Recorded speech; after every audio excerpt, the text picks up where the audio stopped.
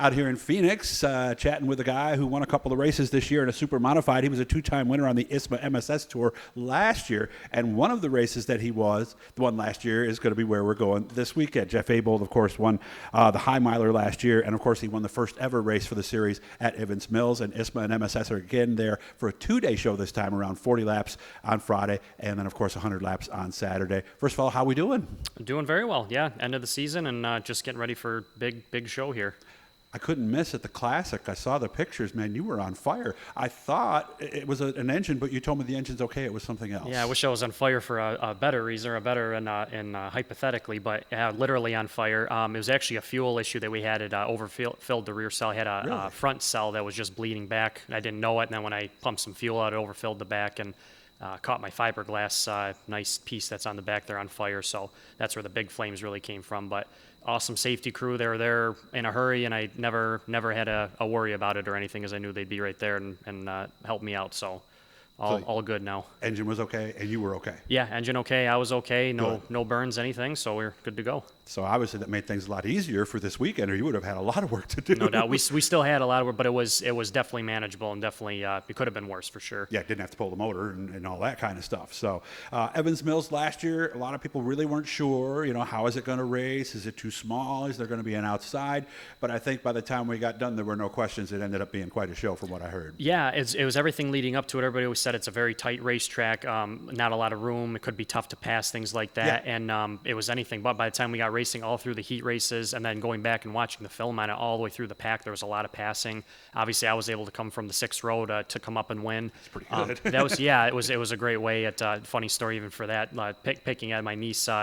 My niece was there for the first race of the season, and I let her draw for me, and she picked the worst spot possible. Oh, no. So she was a little upset, but it worked out for the better, put on a good show, so we're happy with that. But, the racing was great. It was a fun track. I really enjoyed it, and we're really excited to get back there and get racing again. And 2 shows this year, and obviously I think that's directly attributable to how happy everybody was with what they saw last year. Yeah, right? I think even the Gills, the owners of the track, were talking to them. They were a little hesitant coming into the race of what's going to happen and everything, and they were super excited at the end of the race, so I was really happy to see that, and that's great to see when we do that. The crowd was fantastic, huge crowd.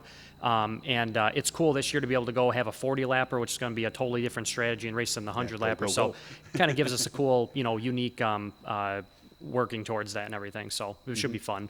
And you guys are getting this on Thursday night. I know some of you are watching it Friday morning. Seriously, this is a race. If you can't make tonight on Friday, make sure to make it. They got nice VIP rooms up top, so there's a lot of places to go. It's a beautiful facility. Yeah. Let's talk a little about it, because some of the people might be coming maybe don't know much about it. And, of course, there's fans that like to know.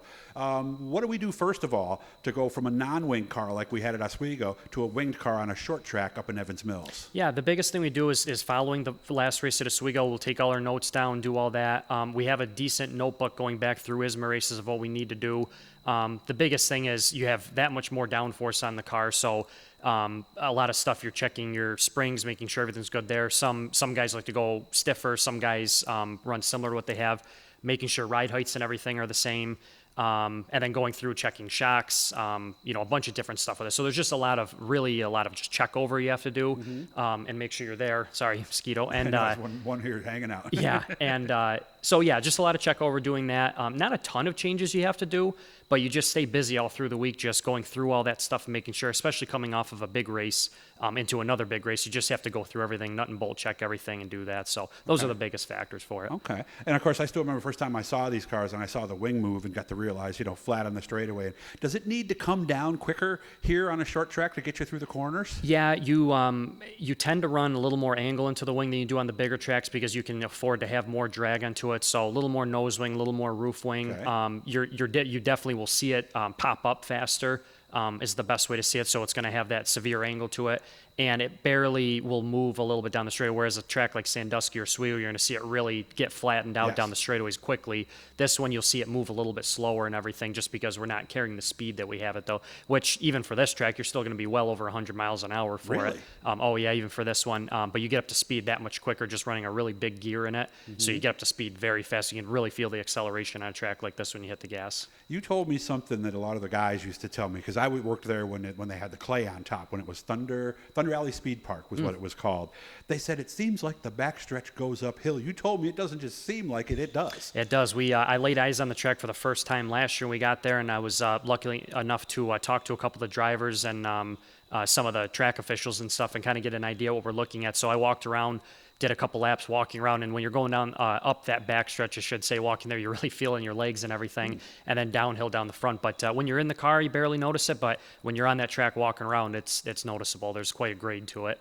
How about when you're racing? Do you brake a little less going into 3? Do you brake a little harder going into 1? Yeah, I felt like going into 1, you really had to, when you drove in there, you were carrying a little more speed, and you have that kind of downhill angle, and then you get on the brakes a little harder, whereas the backstretch, you're kind of going uphill. It slows you down a little more as soon as you're off the gas, and you could really drive it in hard there without using as much brake and everything. So what was nice, it was a good track where either end of the track, you could really make passes.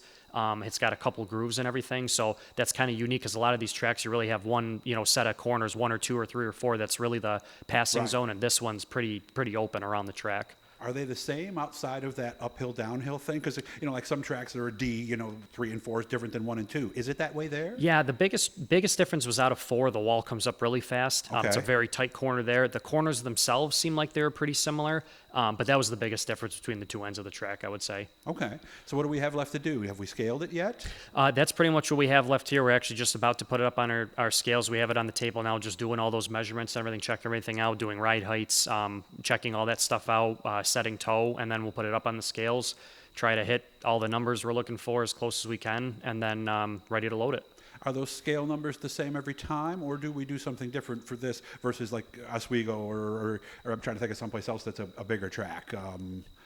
Like a Sandusky or something. Okay. Yeah. Typically for those, we're pretty close. It's all within the ballpark. Yeah. You'll have some changes, like we talked earlier, toe and things like that. You're going to change versus a smaller track versus a bigger track. Mm-hmm. Those are the biggest things. Aside from that, you usually try to keep the chassis, whatever it was built to, you kind of usually keep it within those numbers. So we do find between ISMA, Oswego, when you're running with the wing on and stuff, you could go to Star, which is a smaller track, Evans Mills, smaller track. You're relatively close within, relative numbers, basically. The reason I didn't bring up the toe is I didn't know if you wanted to tell everybody what you were doing with the toe, because you did that right before, so I thought about it. So basically, the front, the measurement on the front versus the back is going to be a little less. Mm-hmm. That helps you turning in, right? Exactly. Yep. So usually with these cars, some race cars, you run a little bit of toe in, and some of these cars do. Typically with these super modifieds, you run a little bit of toe out, and you're talking a matter of fractions of an inch, 1/8 inch, 3/16, somewhere in there. And then it's all comfort from there mostly. Some drivers, because you have different geometry, so the steering will do different things. So some drivers like a little bit more toe out, some like a little bit less. But it's definitely something when you're racing these different tracks. That's one of the changes that does have to happen track to track. Tell me if I'm wrong, because I'm just listening to this stuff and trying to process it. You guys know me. I don't know much about that. I actually do any of this. I would think if you had that toe set like on a short track, you would notice that at the end of a long straightaway.